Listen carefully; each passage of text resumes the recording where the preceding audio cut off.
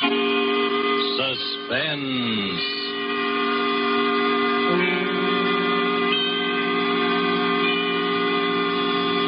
This is The Man in Black. Here again to introduce Columbia's program, Suspense. Our star this evening is Miss Maureen O'Hara, whom you've seen rise to stardom in Hollywood within the short space of a year.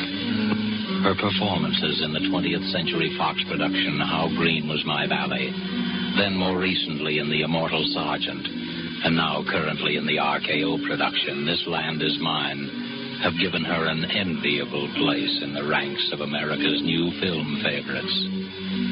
Miss O'Hara makes her first appearance on our Suspense stage tonight as the heroine of A Study in Homicidal Mania, The White Rose Murders by Cornell Woolridge, which is tonight's tale of suspense. He stood there waiting. He knew that presently they would come out of the second-rate dance hall, out into the dimly lit street. He listened a while and smiled as the orchestra played that tune inside. And then they came out, the two girls, and still he waited, close enough to hear what they were saying. Well, I'll see you at the office tomorrow, Sally. Oh, I don't know how I'll get up. It's after 1 o'clock. 6 hours sleep. Oh, I'll be dead tomorrow. Me too. Oh, gosh. I gotta have at least 8 hours or I'm no good at all. I wish I had someone to walk me to the bus. It's 4 long blocks. I'll walk you down, Sally. Oh, don't bother. We go in different directions. It's no trouble. Really, I don't mind. But really, it's not necessary. Come on.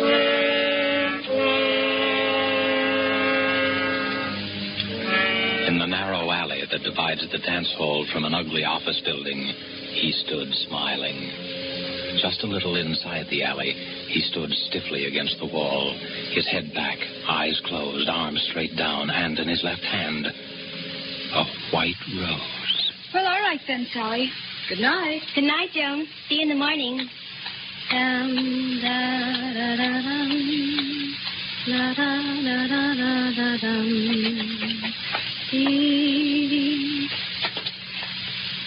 Oh, I hope I don't have to wait long for the bus. Who are you?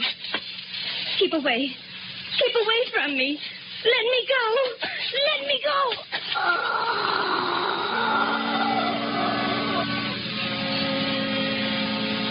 The girl is dead. Tenderly, the figure straightens her hair and gently places the limp body on the ground.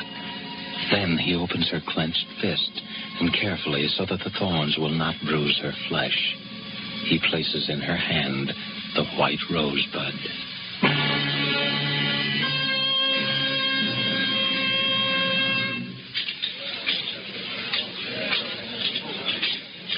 Pardon me, my good man. Is it true that you are the famous detective Terence Riley? Huh? Oh, Jenny, I didn't see you come in. Well, now that I'm here, how about offering to buy a cup of coffee for the girl you're going to marry? If you can ever get up enough nerve to ask her. Oh, it's no use, Jenny. I guess we better call it quits. I'm just a dick on the homicide squad, and that's all I'll ever be. And I'm a rich debutante. We don't belong together. Oh, you've been reading too many of those romantic stories, Terry. What is it this time? What's wrong? Yeah, they call him the White Rose Killer, and he's got to be caught. It's a general demotion coming on if he isn't, and that's all I need to get back into uniform. Oh, don't worry, darling. You always look good in blue. Yeah. Just to match the way I feel. Tell me more about the White Rose Killer. What's he like? That's the stumble. He could be anybody. No one's ever seen him except the dead, and they don't talk about it afterwards. Just slips out of the shadows and kills and then slips back again. How many has he murdered? 4. And he's not through yet. It's going to be one of those chain things if he's allowed to keep on. Are you sure it's always the same one? Yeah, that part of it we're sure of.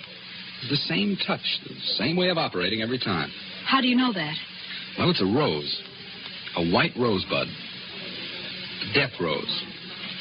Puts it into each victim's hand after he kills her. Her? Yep. It's always a woman.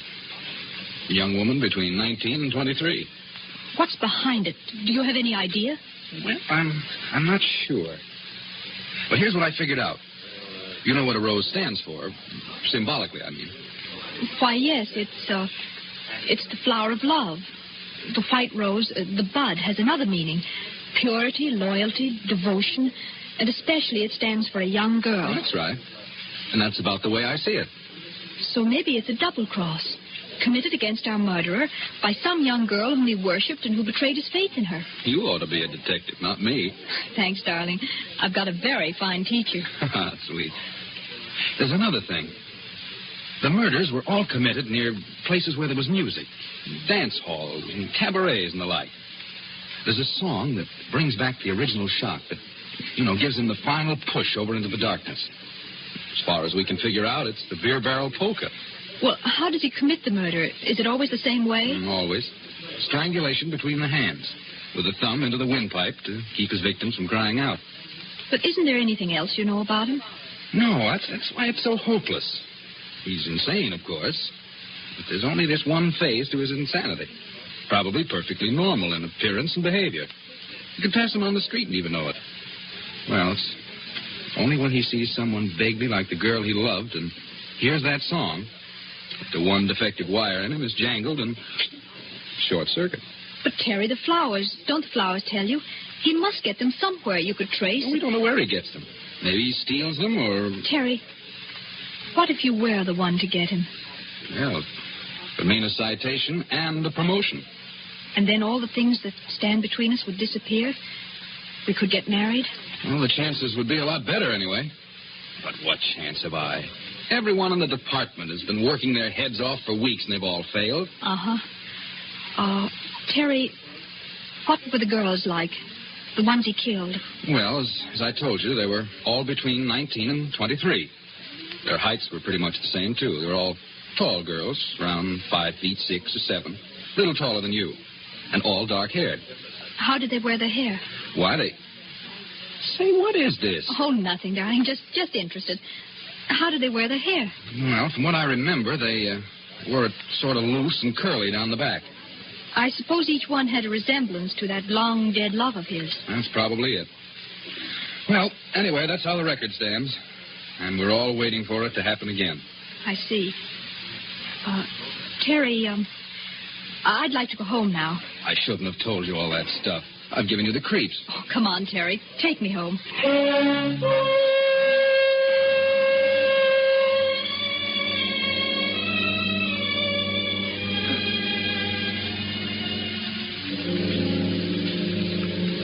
Later, Jenny stands by the window in her room, looking out, thinking. She doesn't move for a long time. Then suddenly, quickly, she goes to her closet and begins to rummage through her many pairs of shoes. Carefully, she picks one pair with 3-inch heels. 5'6" or 7. Then she walks quickly to the dresser, opens a drawer, takes out a comb, and starts redoing her hair. One loose and curly down the back. Well, here we go. Edward. Yes, miss? Is the car ready? Yes, Miss Virginia. I've been waiting for you. Let's go before Mother sees me. Your mother's been looking for you, miss. I hope you didn't tell her. No, Miss Virginia, I didn't. Good. Come on, Edward. Where do you wish to go, Miss Virginia? The Starlight Dance Hall on Grove and 2nd Street. The Starlight, miss? Yes, Edward, that's the place. I wouldn't go there unescorted if I were you, miss. It's one of the worst places in the city. Has a very bad reputation. The Starlight Dance Hall, Edward. Very good, miss. Very good.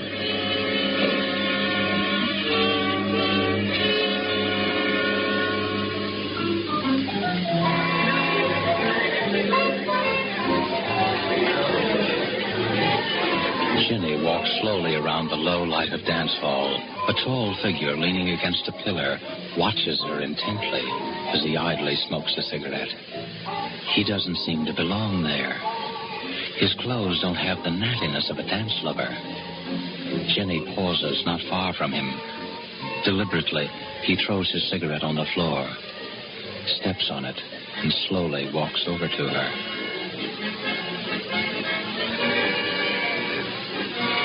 Hello. Oh, hello. You're not with anyone, are you? Oh, no, I'm alone. I thought so. I've been watching you all the time. Have you? I haven't seen you dance yet. I don't know anyone here. How about dancing with me, then? All right. Come on. Let's go out on the floor. Do you come here often? No. I never go to the same place twice. You don't? Why? I'm always looking for new faces. I'm restless. Do you find the faces you're looking for?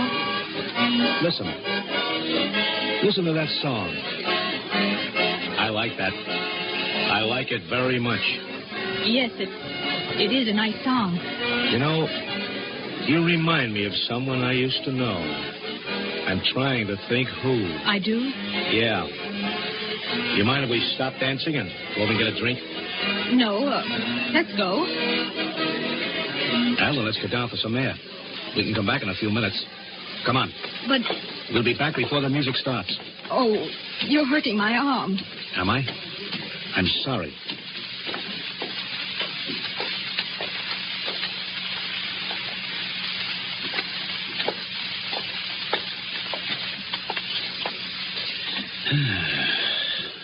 Fresh air smells good, doesn't it? It's so dark here. Let's go back. You're not scared, are you? Oh, no, it's Let's walk just down that this alley and back. Oh, please. No, you Let me go. don't. Oh! Thanks. That's a lovely necklace, beautiful. Why, you're just a cheap... Shut up. All you wanted was my necklace. So long, beautiful. Look out. What's the matter? Behind you, look. Holy... She's dead. A girl. Murdered. With a white rosebud in her hand.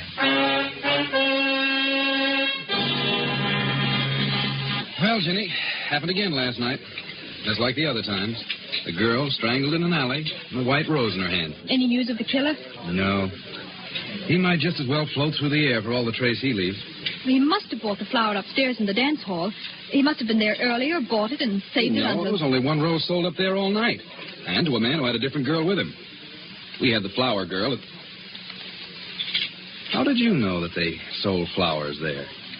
I didn't tell you. Well, I must have read it somewhere. You couldn't have. It wasn't in any of the papers. No details were given, just the statement that an unidentified body was found. Well, I just imagined that they'd sell flowers in a place like that. Well, I'm glad you don't go near those dance halls. Why, with this nut running around loose... Don't bother about that. We'd better catch this killer. And fast. Where do you get this wee stuff? To hear you talk, you'd think that you were on the case, too. Wouldn't you think so? To hear me talk?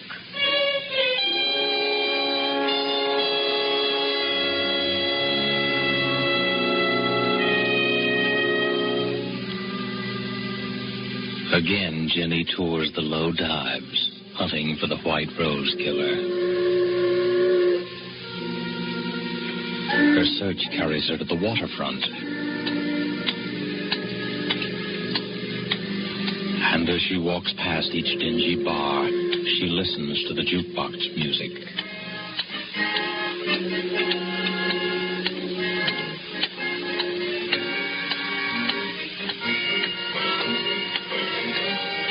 A little after midnight, she passes a dirty windowed saloon. The thin music catches her ear.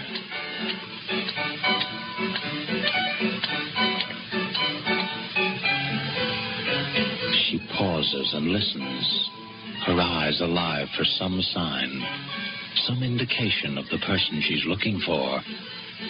Then suddenly her body becomes rigid as her eyes fall upon a figure huddled in the shadows. Someone's watching me.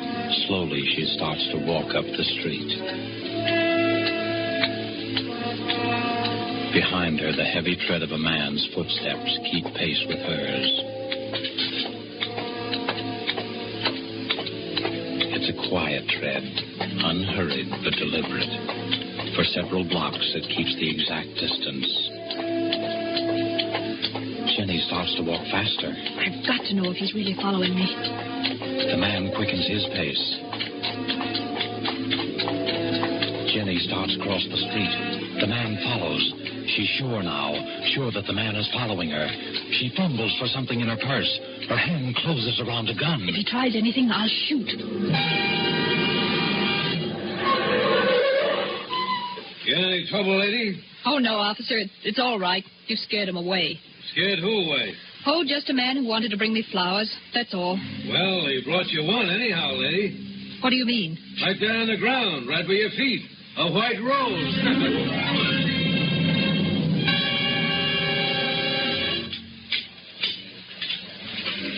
Coffee, Mabel. Sure, coming right up. Here you are. Terry. Terry. Hello, Jenny. Sit down. Thank you. Say, what's the matter with you? Look, darling, read the gossip column in this paper. What daughter of a socially prominent family is that way about a detective and waits for him outside the station house in her limousine every night? Private chauffeur and all. But Mama says no. That's not so funny.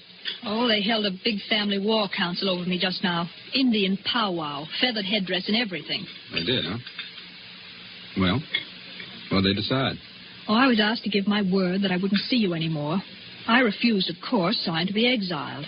Where to? Our summer home. It's just a few hours out of town, but I'll be there all by myself, just with Mrs. Crosby, the housekeeper. Oh, maybe they're right. Why don't you listen to them? Are you on their side, too? No. When are you leaving? Right away. Edwards is driving me out.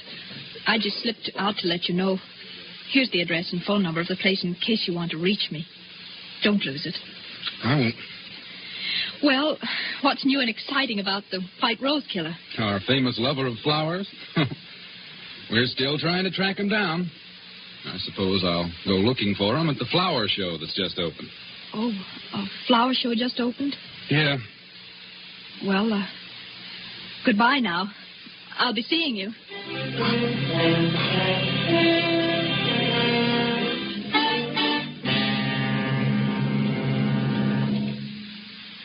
What floor is the flower show, please? 3rd floor, miss. 3, please.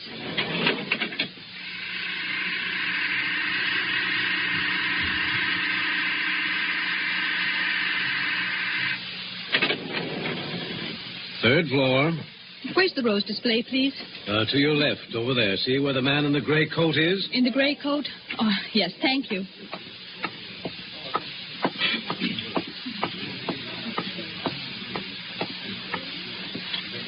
They are lovely, aren't they? Oh, you startled me. I'm sorry. I was just admiring the roses. Oh, yes, the nicest flowers here. I just can't keep my eyes off them. Yes, you can feel that way about some flowers. And that's the way I feel about white roses. Have you been here long? I really don't know. I suppose so. You see, I've come here every day since the show opened. I like to be near the roses, the white roses. Those big ones are nice. No, I like the little ones best, the little tightly curled rosebuds. They're so little and innocent. Oh, well, I really better be going. Are you going down? Yes.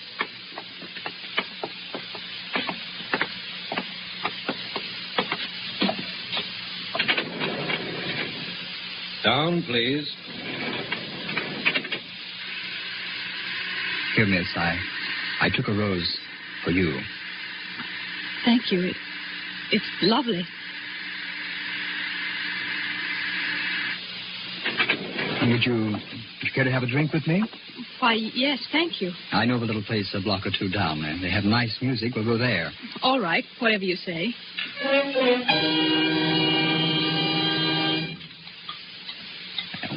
This is it.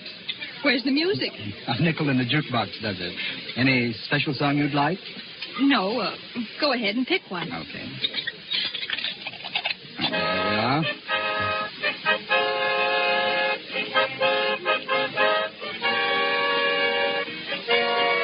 Oh, that's my favorite song. Reminds me of a girl I used to know. Oh, excuse me, I want to powder my nose. I'll be right back. Do you mind? No, of course not.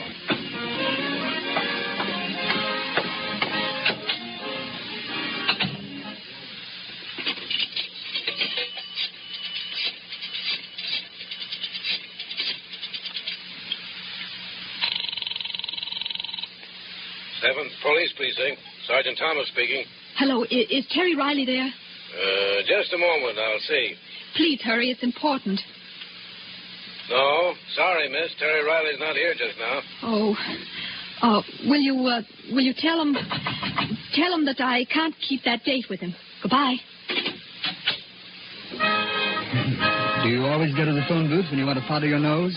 Why, I had to make a call. Uh-huh. Well, I'm afraid I'll have to leave you. Oh, wait. Let me come with you. I'm sorry, miss, but I've got other things to do. Oh, What's the matter? that car. Someone that knows me. Let's get away from here. That's just what I'm going to do. So long, lady. Wait. Please don't go. Miss Virginia. Miss Virginia. I'm sorry, Miss Virginia, but I must speak to you for a minute. Oh, Edwards, what did you want? I'm sorry, miss. You'd better come with me at once. I've been looking for you everywhere. Your mother's been taken seriously ill. Mother? Where is she? She's out at the country place, miss. I drove her there shortly before dinner. She wanted to pay you a surprise visit. Oh. I believe the shock of not finding you there upset her, miss. Is she very bad? She had the doctor with her when I left. Mrs. Crosby has gone away for the day. Your mother needs you, miss. Well, let's go. Hurry, Edwards, please. Right, miss.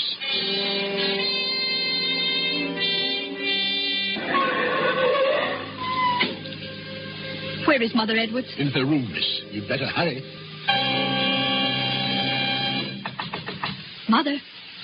Mother, it's Ginny. Is the doctor in there with you? Mother? Why, there's no one here. The room's empty. The bed hasn't been touched.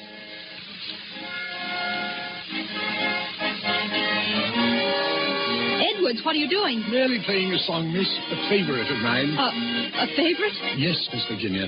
Where's Mother? She's in the city, miss. You lied to me. I'm afraid I did, Miss Virginia. Why are you locking the door? You know why, Miss Virginia. It can't be. You're not the White Rose killer? But you see, I am, Miss Virginia. Driving you and your family around day after day. Sitting there right in front of you all the time. It was amusing to watch you hunting for me. Hunting for someone you saw several times a day. But it can't be. You're not insane. Of course not. Who said I was?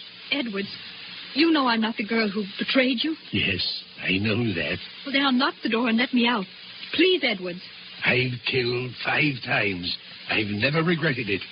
I'm going to kill you, Miss Virginia. Why, Edwards? Why? Because you've been so clever. Too clever. You made yourself look like her, the girl who deceived me. I could have killed you the day you first went out looking for me, but I had to be careful. Oh. I almost caught you that night at the waterfront, the night I dropped the White Rose when that police car came. Edwards,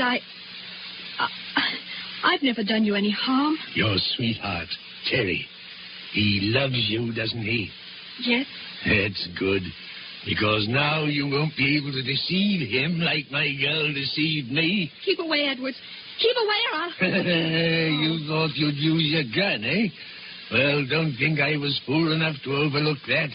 I took your gun out of your purse. It won't do you any good to kill me, Edwards. I didn't have anything to do with it. No, and you're not going to have a chance to break another man's heart like she broke mine. Jenny, where are you? Terry! It won't do you any good to call to him. He can't get in here without breaking down the door. Keep away from me. Terry! It will be too late then, because I'm going to kill you now.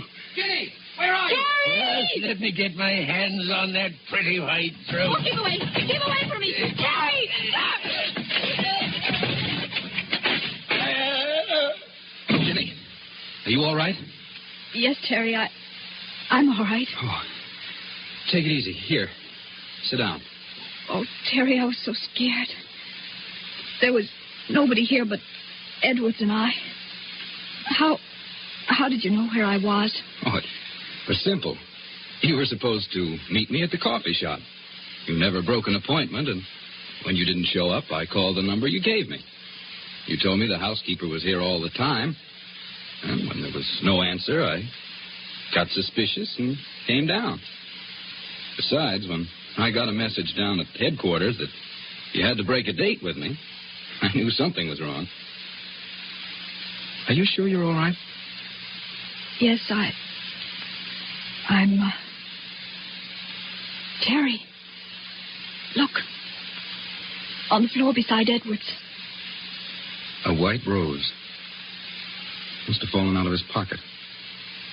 That was meant for me. Oh, Terry, it's all crushed. Yeah. Crushed and dead. Just like the White Rose Killer.